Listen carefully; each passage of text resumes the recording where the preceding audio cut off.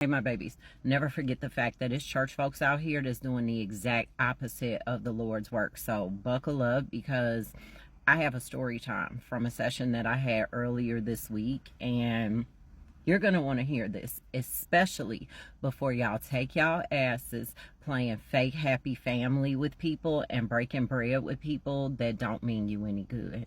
So I had a session earlier this week with a client, and she's like, very suddenly and in a very short amount of time, her life had just gone like topsy-turvy.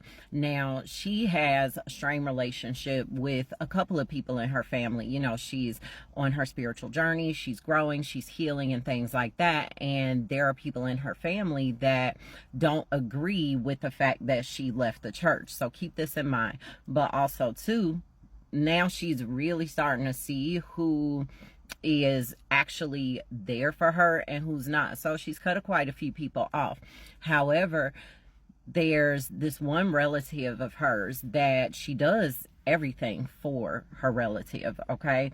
The relative is disabled, okay? So she takes her to doctor's appointments, to the grocery store, runs errands for her, all of these things, even down to the fact where her children kind of indirectly help her. So she works nights, and because she works nights, her children stay with this family member. Now, keep in mind, these are well past stay-at-home alone children. These are teenagers. So this woman is making sure that this relative of hers is very well taken care of by whatever means necessary, despite the fact they have a little bit of contention in their relationship, because this relative does not agree with the fact that she has left the church, okay? Now, fast forward to the last 30 to 60 days, she has a new car, and then as soon as she gets this car, she's starting to have quite a bit of trouble with said car. And this is not a new to her car, this is a brand new off the lot car. This happens quite a bit. So if you have a brand new car or a new car and you're having car troubles, it's probably one of the first signs that somebody is working against you. However, things come to a head when she totals her car. And as she's talking, I'm zoned out because I see exactly what happened. I said, so it was one day a couple of weeks ago, you picked her up, and I was like, she left something in your car. I said, matter of fact, you picked her up a couple of weeks ago, and she doesn't really have allergies, but all of a sudden this one particular day she gets in your car with like a paper towel or a snot rag because her allergies are acting up. And she's just looking like, and you know, I'm like, yeah, it was right under the passenger seat, between the passenger seat and the door. She's like, yeah, I did find that because she has totaled her car, and I'm realizing why she has totaled her car. So my consciousness is split. I'm listening to her very clearly, but I am also seeing what has happened and why this has happened to her. And I said, yeah, she left something in your car. I said she took some oil, she said something into the oil, she spit in it, and then she got in your car and she left it in your car. And she starts instantly crying because obviously this has broken her heart. And so I hold space with her for a little bit, and then I talk her through it. But please keep in mind that some of the worst things that I have come across have happened to people at the hands of someone who is supposedly saved, sanctified, and filled with the Holy Spirit. And the fact that I'd already had to break this woman's heart initially, I didn't even have the heart to tell her that the intent was actually much, much worse. So because her children helped take care of her, because she told me, she was like, when I told her that I had totaled my car, she just seemed kind of nonchalant and started talking about something that happened to somebody else in the family. But it wasn't nonchalance. It was actually disappointment, because the intention was not just for the car to be totaled. The true intention was for her to be totaled along with the car, and so she can come in like the heroic relative and get custody of her children and therefore receive survivor's benefits because of this. This is probably one of the more disturbing things that I have ever heard. And that is a lot, even for me, because in these sessions, I run across some pretty diabolical shit. But I have to say that this is definitely in my top 5 that absolutely takes the cake. But she is okay. She's actually going to be okay. Thankfully, she ran across me and Auntie got her covered. But let yourself take a few things away from this, okay? Number 1, get rid of this mentality of family.